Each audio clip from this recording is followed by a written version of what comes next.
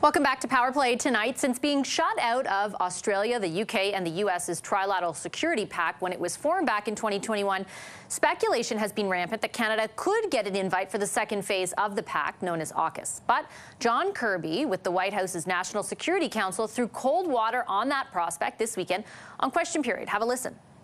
We're simply focused on making sure that they can get nuclear-powered submarines. That's what AUKUS is focused on. And there really aren't discussions right now or plans to modify the AUKUS arrangement in the future.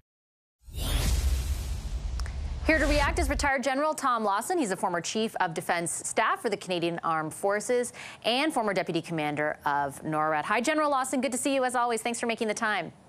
Hi, Vassy. Thanks for having me. I remember speaking to you not too long ago when the prospect of Canada joining another phase of AUKUS was initially being floated, and you thought at the time it was something Canada should aim for. What do you make of the way in which it's framed now by the White House that those discussions at this point in time are not even happening? Well, I think it's really interesting when we go back about 20 months when they stood AUKUS up. I think they were on good, strong, solid ground when they said the primary reason for this tripartite group was to assist Australia in the acquisition of nuclear submarines, a breathtakingly expensive and very complicated venture. Where they strayed a little bit, I think, was in their indications that a secondary aim was in areas like cybersecurity, artificial intelligence, hypersonics, things that Canada and many other nations, but we're talking about Canada, are very, very interested in, cutting-edge defense issues. So that caught our interest. And, while Canada has only ever flirted with nuclear subs and won't be getting them, I don't think, in the future, this was something that we would like to discuss being part of. So come back to us and let us know why we can't be part of that. And Rear Admiral Kirby, in your interview last week, really seems to indicate there is no interest at this time.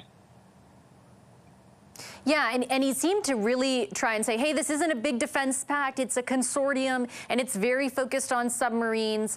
But the truth is there has been a lot of discussion in the last number of months about what that next phase of, sharing cutting-edge technological information, for example, would look like. Do you have any idea why the U.S. would be kind of hedging backwards and trying to downplay the significance of the pact?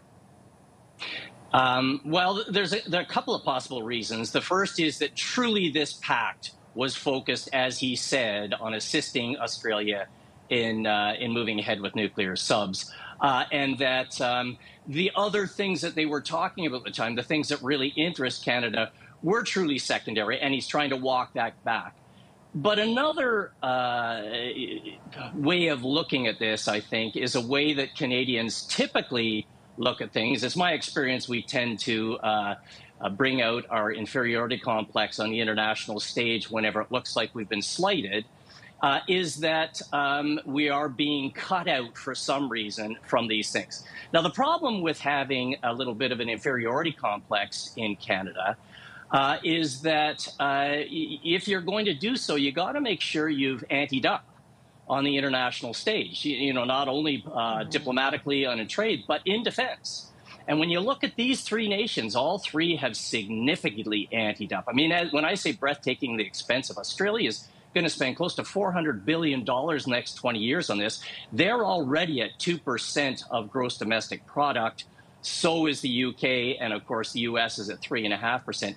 Canada's at 1.3% and regularly takes a discount on defense. So if you're not going to ante up, then I think we should go a little bit easy on this sense of slight. Well, let me ask you pretty bluntly then, General Lawson. Do you think that there exists a possibility that the fact that we don't ante up contributes to the fact that there is no invitation on the table and there wasn't back in 2021? I think in this case, AUKUS stood up with the idea of nuclear subs for Australia. I really do. Where they strayed a little bit got us interested. But I think if we go to your larger point, when nations that we have long considered friends who have always when we have ever deployed, shown only the greatest respect for the excellence of the Canadian Armed Forces, decide to seemingly cut us out of this thing or that thing, in this case, AUKUS. The question is, why? Is it because of the excellence of our men and women in uniforms is in question? Absolutely not. Time and again, not only do we show how good we are internationally, we're asked to lead on international ventures time and again. The fact is, however, that when we aim for such excellence and such a small military budget, we have very, very small numbers. And this is something that's recognized on the international scene. Excellence, but very small numbers. So if that's the case, that Canada is not going to be one of the first nations that's going to be asked to take part in really serious ventures like AUKUS, which is aimed at confronting Chinese aggression in the Indo-Pacific. Yeah, I think that last point is super important. The context there, this is all about countering the threat China poses. General Lawson, thanks so much for your analysis this evening. I appreciate it.